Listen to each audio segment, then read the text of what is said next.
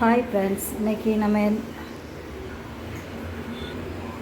Hi friends எல்லோரும் எப்படி இருக்கீங்க? இன்றைக்கி நம்ம வீடியோவில் என்ன பார்க்க போகிறோன்னா, சோயாபீன் வச்சு ஒரு 65 தான் பண்ண போகிறோம். இது எப்படி பண்ணலாம்னு வாங்க பார்க்கலாம். ஃபஸ்ட்டு சோயாபீன் எடுத்து நல்லா கொதிக்கிற தண்ணியில் போட்டு ஒரு அரை மணி நேரம் மூடி வச்சிடணும். அது நல்லா ஊறிடும். அதுக்கப்புறமா அதை பச்சை தண்ணி வச்சு நல்லா நார்மல் வாட்டர் வச்சு நல்லா வாஷ் பண்ணி எடுத்துக்கணும். வாஷ் பண்ணிவிட்டு ஒரு தண்ணி இல்லாமல் நல்லா புழிஞ்சி இப்படி எடுத்து வச்சுக்கணும். ஒரு தண்ணி கூட இருக்கக்கூடாது. தண்ணி இருந்தால் உங்களுக்கு எண்ணெய் பிடிக்கும். அதனால் தண்ணியே இல்லாமல் இப்படி புழிஞ்சி எடுத்து வச்சுக்கணும். அதுக்கப்புறமா இதில் சிக்கன் 65 மசாலா சேர்க்க போகிறோம். இது ரொம்ப இருக்கிறதுனால நான் 2 பாக்கெட் சேர்க்க போகிறேன். உங்களுக்கு கம்மியாக இருந்தால் ஒரு பாக்கெட் சேர்த்துக்கோங்க. இப்போது நம்ம 65 மசாலா சேர்த்துக்கலாம். சிக்கன் 65 மசாலா ரொம்ப இருக்கிறதுனால 2 பாக்கெட் சேர்த்துருக்கேன். அதுக்கப்புறமா காரத்துக்கு தேவையான அளவு மிளகாத்தூள் சேர்த்துக்கலாம். நான் ஒரு 1.5 ஸ்பூன் சேர்த்துருக்கேன். அதுக்கப்புறமா கார்ன்ஃப்ளவர் மாவு ஒரு 2 ஸ்பூன் சேர்த்துக்கலாம். அதுக்கப்புறம் கோதுமை மாவு ஒரு 3 ஸ்பூன் சேர்த்துக்கலாம்.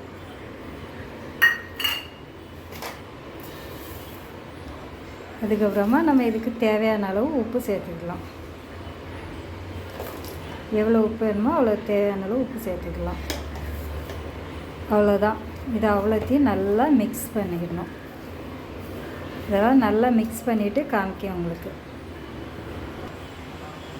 இப்போ நம்ம மிக்ஸ் பண்ணிக்கிட்டோம். தண்ணி எதுவும் சேர்த்துற வேண்டாம். இந்த சோயாபீன் உள்ள ஈரமே இதில் நல்லா மிக்ஸ் ஆகிரும். எல்லா மசாலாவும் ஒன்று சேர்கிற மாதிரி நல்லா மிக்ஸ் பண்ணி வச்சுக்கோங்க.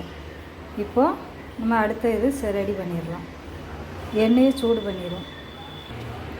இப்போது நம்ம அடுப்பு பற்ற வச்சுக்கிட்டு அடுப்பில் ஒரு கடாயை வச்சுக்கலாம்.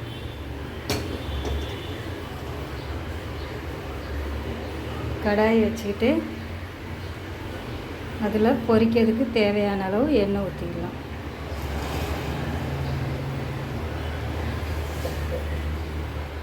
எண்ணெய் நல்லா சூடானதுக்கப்புறம் பார்ப்போம். இப்போது எண்ணெய் சூடாயிட்டான்னு பார்க்கலாம். ஃபஸ்ட்டு ஒன்று போட்டு பார்க்கலாம்.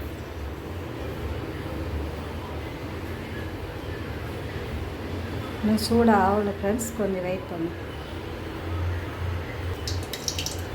இப்போ நல்லா எண்ணெய் சூடாயிடுச்சு. அடுப்பை கொஞ்சம் சிம்மில் வச்சுட்டு இருக்கிற எல்லா சோயாபீனும் எடுத்து போட்டுக்கலாம்.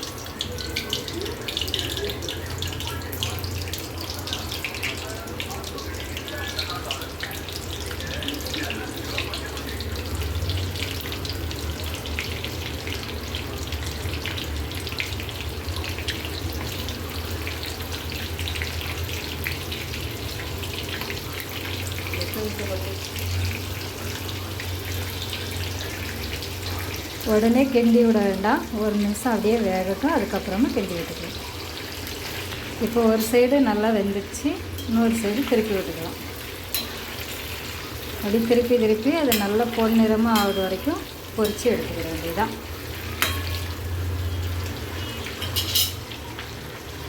இப்போ பாருங்கள், நல்லா பொன்னிறமாக ஆயிடுச்சு. இப்போ நம்ம வெளியே எடுத்துடலாம்.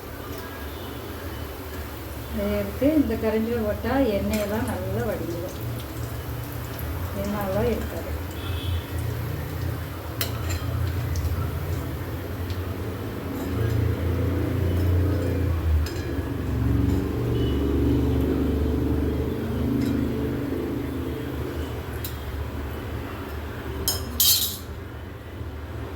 இப்போது ஒரு பாத்திரத்தில் டிஷ்யூ பேப்பர் வச்சு அதில் போட்டுக்கலாம்.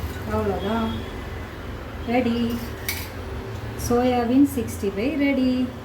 இது நீங்களும் செஞ்சு பார்த்துட்டு இது எப்படி இருக்குன்னு கமெண்டில் சொல்லுங்கள். இந்த வீடியோ உங்களுக்கு பிடிச்சிருந்தா லைக் பண்ணுங்கள், ஷேர் பண்ணுங்கள், கமெண்ட் பண்ணுங்கள், சப்ஸ்கிரைப் பண்ணுங்கள். அப்படியே பக்கத்தில் உள்ள பெல் பட்டனையும் கிளிக் பண்ணுங்கள். தேங்க்யூ.